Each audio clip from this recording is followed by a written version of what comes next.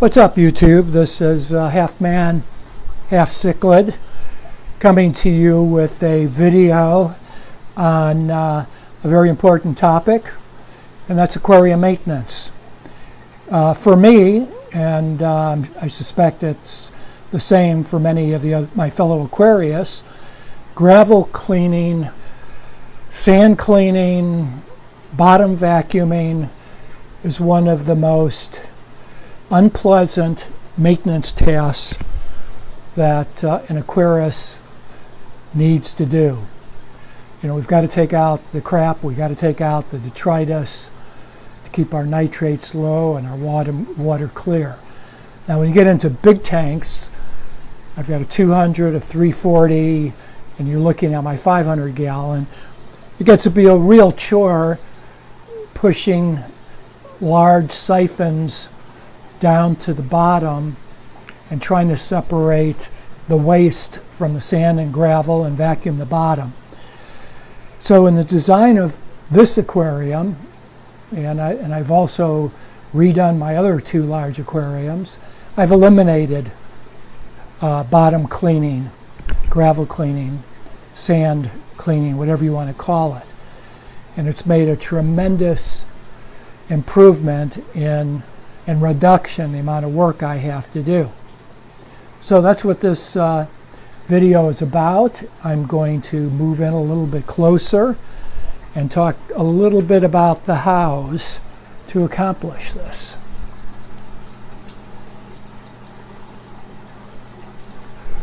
The first thing I've done that you'll notice is there's really little, if any, substrate on the bottom. What I've done is I've replaced the substrate with an Aqua Decor bottom mat.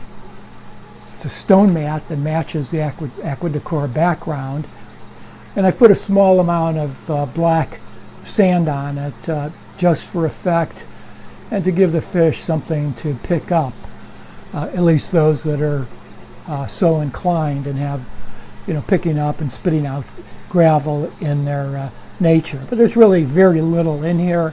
It's pretty much blown to one end of the aquarium.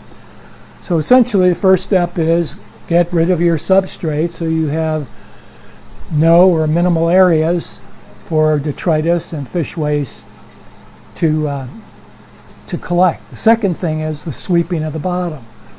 Below that rock on the left side is a 2,500 gallon power head that's hidden, that sweeps the bottom, and that's why the gravel's been pushed to this side. It sweeps the bottom and keeps the detritus and the fish waste suspended so that it gets sucked into two large overflow boxes, which I have on this aquarium. And last but not least, in the back you can see I have four return lines to the aquarium from my sump. Now the pump I have in the sump is pumping 5,300 gallons per hour. So, you know, the total water movement I have going is somewhere between 6,000 and 7,000 gallons per hour. And all that movement's directed at the bottom, again, to keep the detritus and keep the waste suspended so that it can be sucked out of the aquarium. Now, you might ask, okay, what are the downsides to this type of, or negatives to this type of approach? One is you have to make sure that without your substrate as a place that collects all the detritus and waste, you have to make sure you have the extra filter capacity in your sumps or your canister filters, whatever filtration system you have, to handle the additional waste, or you have to change them more often. Because again, since the waste is not collecting on the bottom, it's going to get sucked out and into your filters.